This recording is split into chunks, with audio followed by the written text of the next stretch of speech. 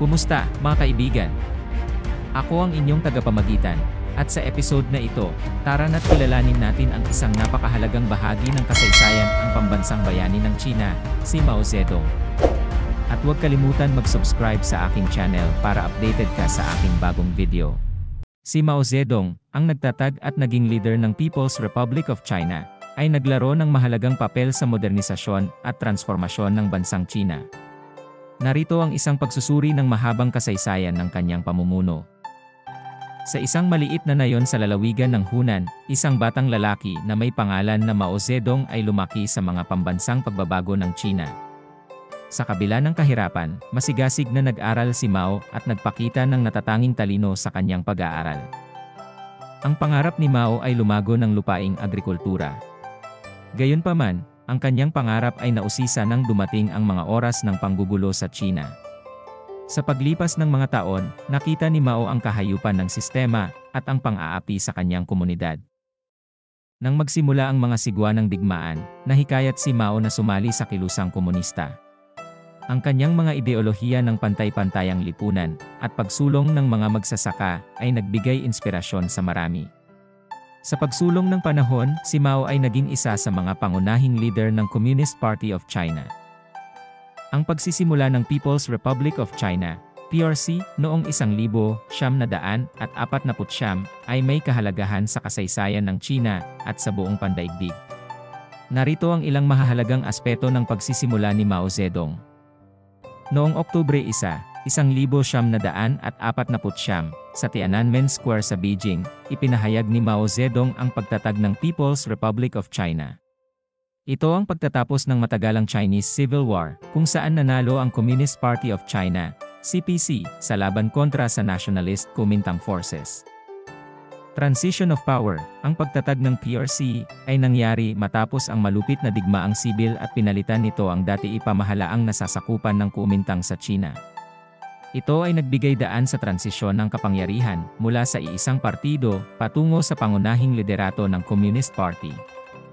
Reconstruction period, sa mga unang taon ng kanyang pamumuno, inumpisahan ni Mao ang isang malawakang programa ng reconstruction.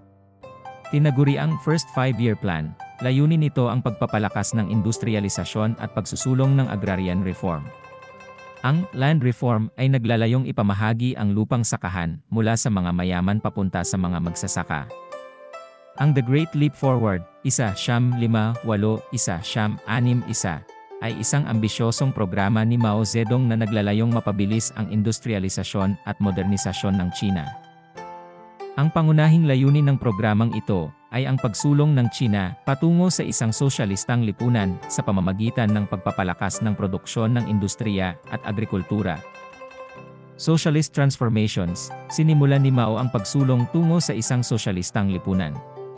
Ito ay naglalaman ng pagsasagawa ng mga reformang pang-ekonomiya, pang-edukasyon, at pangkalusugan na may layuning palakasin ang kapangyarihan ng mga manggagawa at magsasaka. Collectivization ng agrikultura, ang malaking bahagi ng The Great Leap Forward ay nakatuon sa pagbibigay ng lupa at iba't ibang yaman ng bansa sa mga komuna. Pinagsama-sama ang maliliit na lupain sa mga people's communes. Ngunit, ang ganitong sistema ay nagdulot ng pagkakaroon ng kakulangan sa paggamit ng lupa at nagdulot ng hindi pagkakaintindihan sa pagsasakatuparan nito. Backyard Furnace Movement, isa sa mga di kapanipaniwala at hindi epektibong bahagi ng Great Leap Forward ang tinatawag na Backyard Furnace Movement. Ito ay naglalayong mapabilis ang produksyon ng bakal sa pamamagitan ng pagtatayo ng makeshift na mga furnace sa bawat komunidad. Subalit, ang resulta ay hindi epektibo at nagdulot ng pag-aksaya ng yaman at oras. Kagutuman at kritiko, dahil sa hindi epektibong mga programa, nagresulta ang Great Leap Forward sa malawakang kagutuman. Ang impraktikal na mga hakbang na ito ay nagdulot ng milyon-milyong kamatayan dahil sa kakulangan ng pagkain. Ang malaking kritika ay umusbong laban kay Mao at sa kanyang pamahalaan. Cultural Revolution, 1-6-6-1-7-6.